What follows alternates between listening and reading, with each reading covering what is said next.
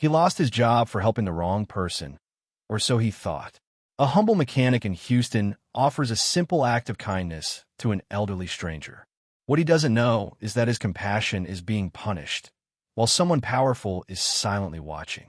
Today, you'll discover how one good deed can change a life, destroy a villain, and shake an entire company to its core. Stay with us, because what happens next will restore your faith in justice. Please also share with us which country you're listening from, and don't forget to subscribe to our channel. The afternoon sun was scorching over Harper Auto Repair and Service Center in Houston, Texas. Inside the shop, Joseph Joe Miller was wiping grease from his hands, ready to call it a day, when an ugly coughing noise echoed from the street outside. An old Chevy Cobalt limped to a stop right in front of the garage entrance. Smoke poured from under the hood. The driver's door cracked open and a frail, older woman stepped out, wincing as she tried to steady herself. Her name was Caroline Harper, though Joe didn't know that yet. She looked around in confusion and fear. "Sir, please, I don't know what happened. I need to get home before dark. I live far from here." Joe didn't hesitate. "Pop the hood, ma'am. Let me take a look." His flashlight beam danced across the engine until he spotted the problem, a burst radiator hose. "It's an easy fix," he reassured her. "Sit in the shade. I'll handle this. And don't worry, I'm not charging you a dime." Her eyes filled with grateful tears as she watched this kind young mechanic work with careful, capable hands. What Joe didn't see was a pair of cold eyes staring down at them from the office upstairs. Stephen Carter, the shop manager, arms crossed, face burning with fury. To him, kindness wasn't part of the business. Joe patched the hose, refilled the coolant, and guided Caroline back into her car. "Safe travels now, ma'am." She squeezed his hand. "You're a good man, Joe Miller. What's your name again?" "Just Joe," he smiled. She drove away waving, and Joe turned around to find Stephen blocking the doorway. "My office. Now." The office reeked of stale coffee and Stephen's bad attitude. "You've been here how long?" 3 years. "Yes, sir. 3 years. Good worker. Until today." Stephen slapped paperwork down on the desk. "You wasted company time and supplies helping someone who clearly couldn't pay. You think this is a charity?" Joe tried. She was stranded. "It was the right thing, Stephen snarled, "is following orders." Then came the slap of an envelope hitting the desk. "Joe Miller, you're fired." It felt like the ground fell away. 3 years of sacrifice erased. When Joe left the shop carrying his toolbox, the other mechanics stared, angry and helpless. No one dared speak up.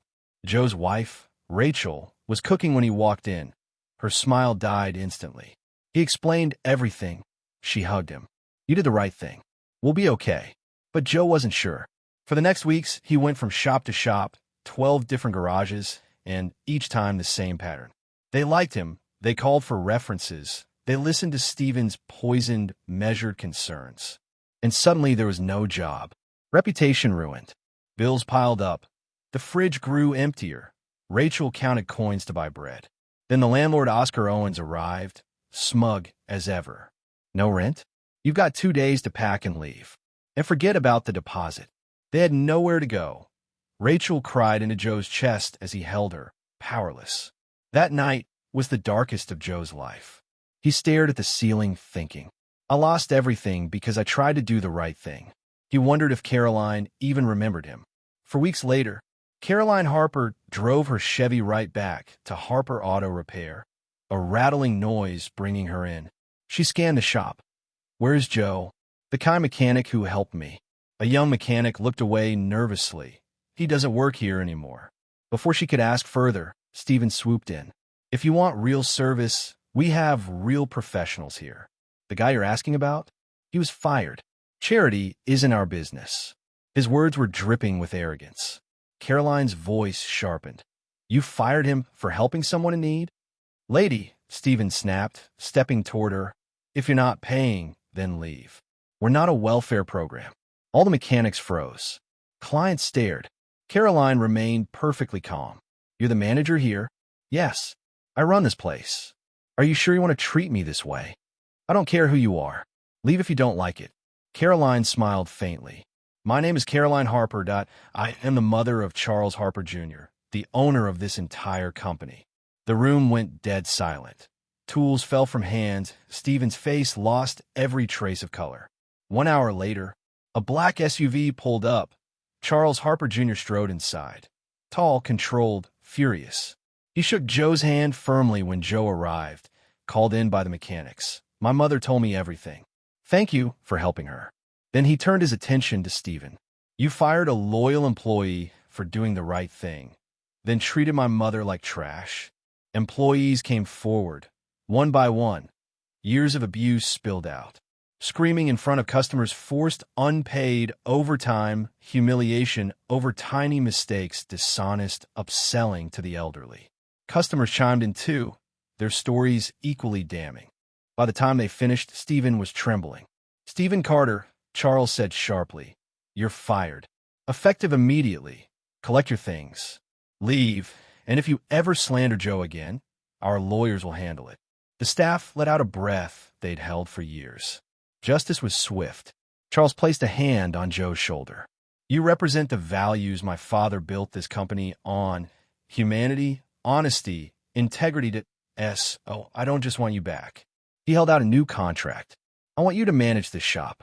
The mechanics burst into applause. Rachel cried tears of relief when Joe told her later that night. The nightmare was over, but the story wasn't finished. Months passed.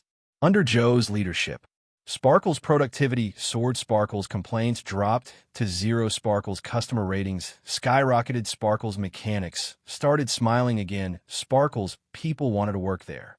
Caroline visited often, always bringing cookies. Charles returned one afternoon with more good news. "Joe, you've made this the top-performing shop in Houston, that you're getting a 40% raise in profit sharing." Joe could barely speak.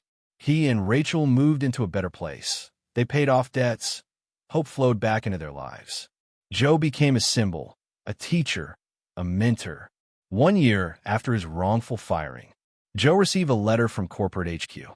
"We would be honored to have you serve as director of operations for the entire Harper Auto Network."